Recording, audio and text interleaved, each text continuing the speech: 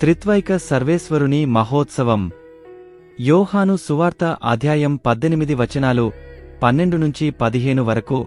నేను మీకు అనేక విషయములు చెప్పవలసి ఉన్నది, కాని ఇప్పుడు మీరు వానిని భరింపలేరు.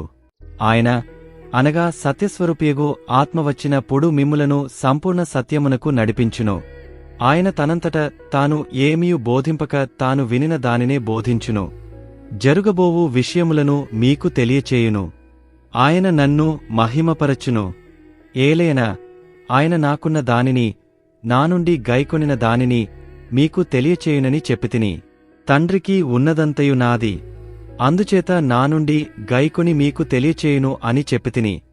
మొదటి ప్రథనము. సామెతలు గ్రంథము 8వ అధ్యాయము వచనాలు 22-31 వరకు. ప్రభువు నన్ను ప్రప్రథమమున కలిగియుండెను.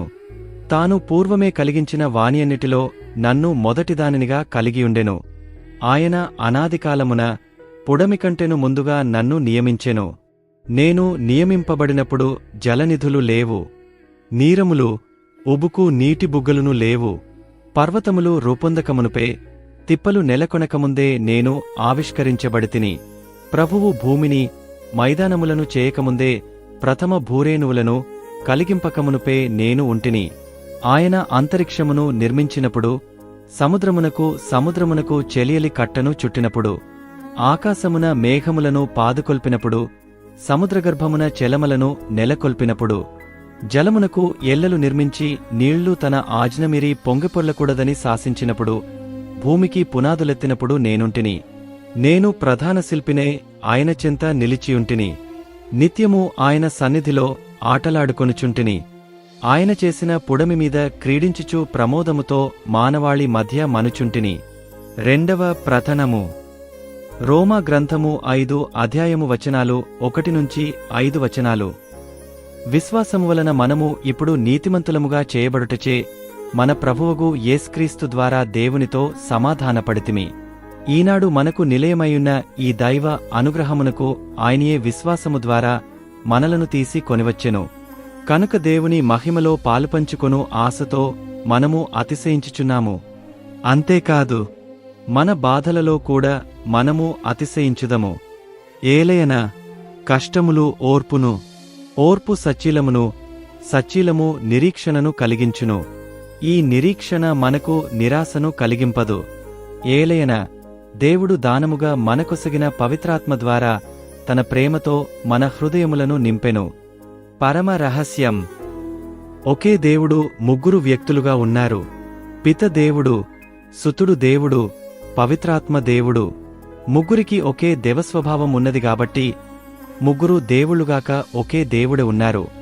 ముగ్గురు సరి సమానులు, వారిలో హెచ్చుతగ్గులు లేవు. ఆనాదిగా సుతుడు పిత నుండి జన్మించాడు. పితకు సుతునకు మధ్యగల గావమైన అపూర్వమైన ప్రేమియే పవిత్రాత్మ, అనగా పిత సుతుడు పవిత్రాత్మయందు ఐక్యమయ్యున్నారు. ప్రేమలోనే వారి జీవితం, ఒకరికి ఒకరు అర్పణ గావించు కోవటంలోనే వారి ఉనికి.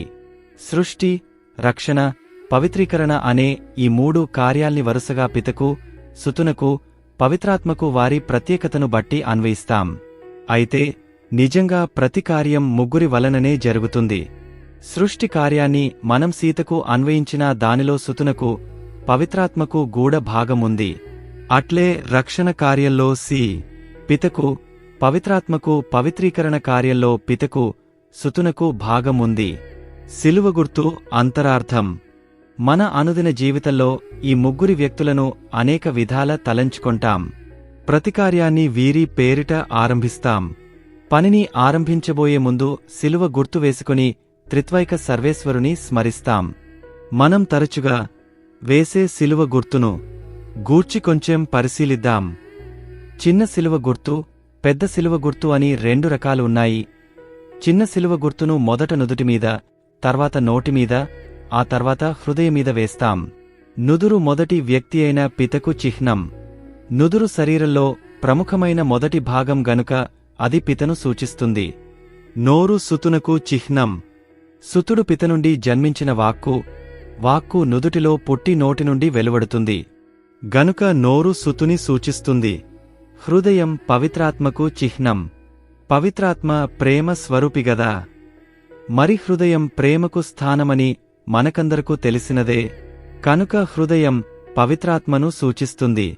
పాతకాలంలో ప్రజలు నుదుటిమీద, నోటిమీద, హృదయమీద 3 శిలువ గుర్తులు వేసుకుని తమ రక్షణకు కారకులైన 3 వ్యక్తులను స్మరించి వారి పేరట ప్రతి కార్యాన్ని ఆరంభించేవారు. వేరొక అర్థం గూడుంది. నుదుటి నుండి లేక అవగాహన నుండి ఆలోచనలు జనిస్తాయి. మాటలు నోటి నుండి వెలువడతాయి. హృదయం నుండి క్రియలు ఆవిర్భవిస్తాయి.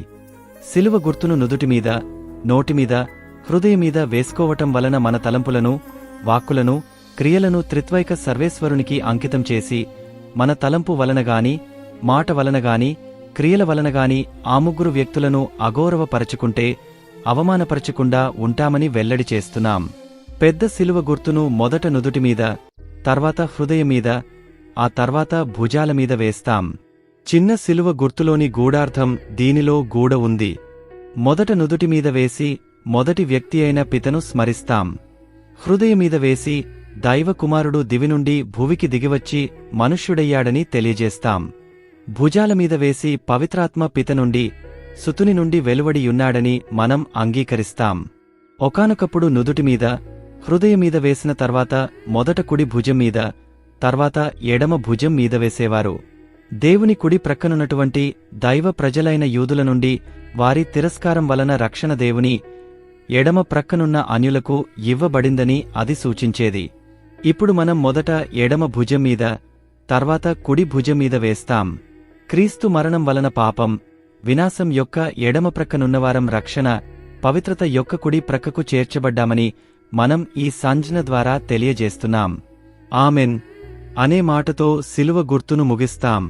ఈ మాట ద్వారా త్రిత్వైక సర్వేశ్వరుని యందు మన రక్షణ కార్యమందు విశ్వాసముంచెదమని గట్టిగా పలికి మనం చేపట్టే ప్రతి కార్యాన్ని ఈ 3 వ్యక్తుల గౌరవమహిమల కొరకే ఆరంభించి కొనసాగించి ముగస్తామని వెల్లడి చేస్తున్నాం. జీవిత పురోగమనం. సకల జాతి జనులకు పిత, పుత్ర, పవిత్రాత్మ నామమును జ్ఞానస్నాన మొసగుచు వారిని నా శిష్యులను జేయుడు అని క్రీస్తు ఆదేశించాడు. మత్తయి సువార్త 28 అధ్యాయం వచనాలు 19. అనగా జ్ఞానస్నానం ద్వారా మనం త్రిత్వైక సర్వేశ్వరుని జీవితంలో ప్రవేశిస్తున్నాం. ఆయన మన జీవితంలో ప్రవేశిస్తున్నాడు. ఇక మన జీవితం త్రిత్వకమైన జీవితం. దైవ వరప్రసాదం మనకు లభించి నప్పుడు 3 వ్యక్తులు మన జీవితంలో ప్రవేశిస్తున్నారు. దైవవరం పిత నుండి వస్తుంది. అయితే ఆయన దానిని సుతుని ద్వారా మనకు ఒసగుతాడు. ఏలన సుతునికి ఇహ పరములందు సర్వాధికారం ఇయ్యబడింది. సుతుడు కూడా పిత నుండి వచ్చు వరాన్ని వారి ఆత్మ ద్వారా, అనగా పవిత్రాత్మ ద్వారా మనకు దయచేస్తాడు. 3 వ్యక్తులలో ప్రతి ఒక్కడూ తన క్రమం ప్రకారం మన ఆత్మయందలి రక్షణ కార్యంలో భాగస్థుడు. ఇది మన ఆధ్యాత్మిక జీవితంలో పైనుండి క్రిందికి జరిగే పురోగమనం. ఇక క్రింది నుండి పైకి వెళ్లే పురోగమనం ఎలా ఉంటుందో చూద్దాం. పవిత్రాత్మ మనలో ఉండి మనలను సుతుని ద్వారా పితవైపుకు నడిపిస్తాడు. సుతుని ద్వారా నడిపించడమంటే మనలను సుతునికి పోలునట్లు చేయడం, మన అనుదిన శిలువను మోసుకుంటూ ఉత్థాన మహిమను పొందునట్లు చేయడం. పరలోక జపము. పరలోక మందుండెడు మా యొక్క తండ్రి, మీ నామము పూజింపబడునుగాక, మీ రాజ్యము వచ్చునుగాక, మీ చిత్తము పరలోకమందు నెరవేరునట్లు భూలోకమందు నెరవేరునుగాక. నానాటికి కావలసిన మా ఆహారం మాకు నేటికి అనుగ్రహింపుము. మా యొద్ద అప్పు పడినవారిని మేము మన్నించునట్లు మా అప్పులను మీరు మన్నించండి. మమ్ము శోధనయందు ప్రవేశింపనివ్వక కీడులో నుండి మమ్ము రక్షించండి. ఆమెన్. పిత, పుత్ర, పవిత్రాత్మకు మహిమ కలుగునుగాక. ఆదిలో కలిగినట్లు ఇప్పుడు ఎప్పుడునూ సదాకాలము కలుగునుగాక.